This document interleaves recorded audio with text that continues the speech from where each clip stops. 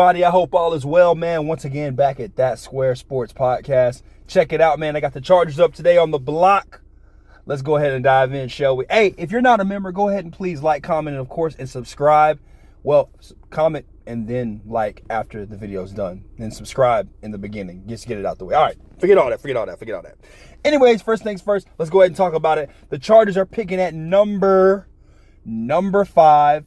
Right after the Patriots, and this is the trade version, okay? So first things first, we're going to go ahead and we're going to trade back to number 8 with Atlanta, and pretty much we're just going to go ahead and go get Joe Alt at tackle at number 8. Just go ahead and end the discussion, get a good tackle, help out my boy Justin Herbert again on the other side of the offensive line with Slater, and things are going to be so much easier. They can finally, get good pass protection, but what I'm going to really emphasize is here, since I'm going back-to-back tackles, and this, I know you guys are going to kill me in the comments about this, but just hear me out. Kingsley is going to be pick 37, right behind Joe Alt. Joe Alt is probably the best offensive tackle. And then you go again and backdoor again and rebuild that offensive line. And here's the reason why I'm taking Kingsley at 37. Guys, listen. I'm a big fan of depth on the offensive line, and they're both two talented offensive linemen. I believe that Kingsley can actually play inside and play guard, or, play left or right guard, doesn't really matter. And pretty much your offensive line is set for the next 5 to 6 years, just with those 3 guys already, Slater, Kingsley, and then, of course, adding Joe Alt. That's perfect protection. Just depth. Anything happens to him, injuries happen in the NFL. Now you're saying that's a huge second-round pick for depth. Don't worry. Because of this trade, I went back and got a lot of third-round picks, so it's all right, it's fine. I understand you're saying, okay, you're doing too much, but I'm looking at Kingsley. I think he fits perfectly fine in the scheme that the Chargers want to run, especially with Jim Harbaugh taking over. I think that that's what he wants, physicality up front, and he wants it offensively and defensively, both ways. And with that being said, all right, all jokes aside, let's go ahead and dive in deeply for this defensive unit. And it's aging. Obviously, with Derwin James aging, Khalil Mack might be gone. Joey Bosa's always injured. First things first, go ahead and get you another safety. And why not at 69, get Tyler Nimbin out of Minnesota. Automatic playmaker right away. If you watch his tape, you see it. Guy that snatches the ball out of the air. He's no Ed Reed, but he kind of reminds me of a Rodney Harrison type. He's going to get the job done, especially when it matters most. And that's one thing about Minnesota. If you watched them play this year, offensively they were terrible, and their defense was on the field a lot. Thus, gave this guy a whole lot of tape. And I don't know if that's a good thing or a bad thing, but he can cover. He can read. He can read the eyes of the quarterback very well. He knows how to cheat somebody's route. He can make some stuff happen. So I really like him here at 69. I do believe he might get picked a little bit earlier, but at 69 right here, I like Tyler Nimbus. All right, 74. Go ahead, take Peyton Willis out of North Carolina State. Once again, I've stressed this enough in all my other videos. He's probably the 3rd best linebacker in this draft, or 3rd or 4th linebacker in this draft. Only reason why he's pushed back is because of his injuries. I do think that he plays sideline to sideline, that type of style that Jim Harbaugh wants very effectively. So I know that this guy right here is going to give it all, if you watch his tape, just throwing his body on the line nonstop. I think it's a perfect fit, kind of rebuilding that defense, helping them out. So that's something that I really do like right here. Now, at pick 79, at pick 79, we got Trey Benson, 6'1", running back out of Florida State. Definitely knows how to utilize the run game. Very effective. That's kind of the running back that you want. Either if Austin Eckler stays or he doesn't, they're not getting the production that they really, really want from Joshua Kelly and, of course, Isaiah Spiller, which I am a huge A&M fan, which I'm very confused why Isaiah Spiller is not flourishing in the NFL, but Devon Achane is. So I'm really confused on that. I think Isaiah was a better back, but that's nor here nor there. Pretty much in short, what I'm saying is I really like Trey Benson here. Great value pick for the running back because you just don't know what Eckler's going to do, and he's always got some ankle injury, some type of leg injury. So you just want to have that depth, an explosive back that can catch out of the backfield so you don't really miss a beat on your offense. And plus, on top of that, it's another weapon for Herbert. And I know he's got some aging weapons around him. And trust me, we will dive into that, but not as effectively as you think, because I do believe the Chargers have a really solid offense, especially with me telling you to take those 2 tackles in the first and second round. I do like that a lot. Then on top of that, more or less, adding somebody like a Trey Benson to that is going to only affect this offense even more because you got to keep up with Kansas City in that division. That's really the big picture here. Is Kansas City is the marker for the NFL. It just so happens that they're in the division of the Chargers. So pretty much, yeah, you're going to need a lot of offensive power. And on top of that, you're going to need defense. With that being said, switching back to the defensive side of the ball, get Josh Newton out of TCU. A great cover corner, great man player. Press, not so much. I actually watched his tape again.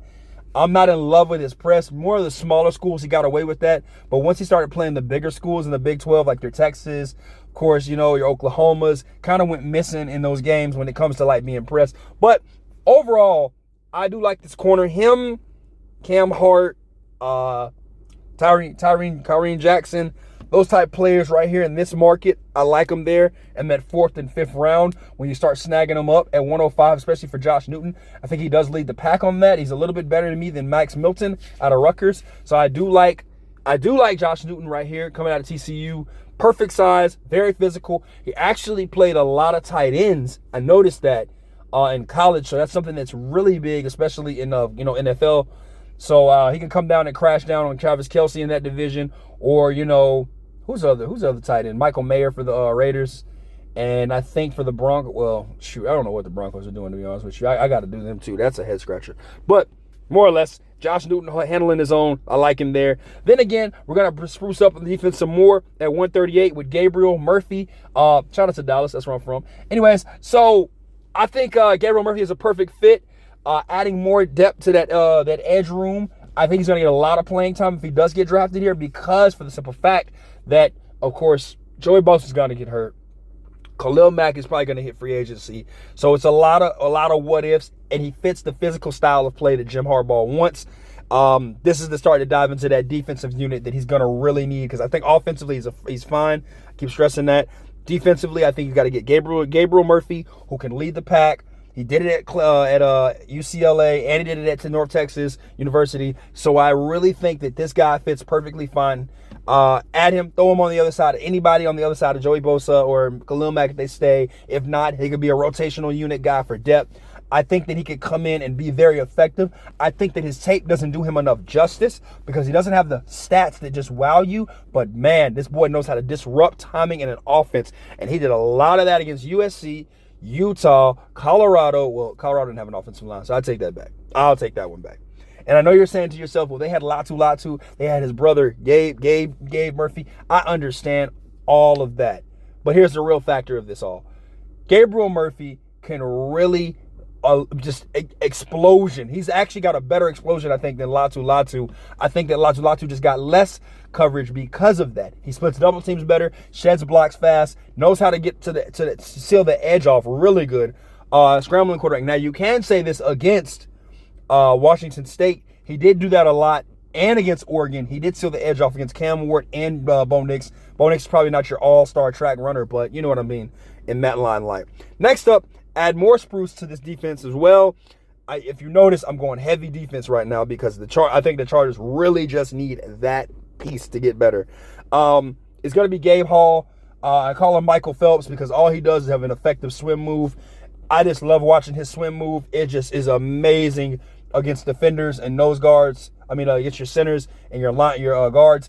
I just love it because he really knows how to use it and when not to use it. I just fell in love with his tape. I just seen his bull rush. Godly. And then he just has a great release off and just knows how to hawk down the person with the ball. I just really like that about Gabe Hall a lot. That is something that I'm really pressed about, is I think if he gets invited to the combine, he might not be at 182. He might actually shoot up a lot because of his size and weight. He's like 6'4", 285. So he's that perfect marker where he's versatile enough so you could switch him around if you want him on the left guard or the right guard or the middle over the center.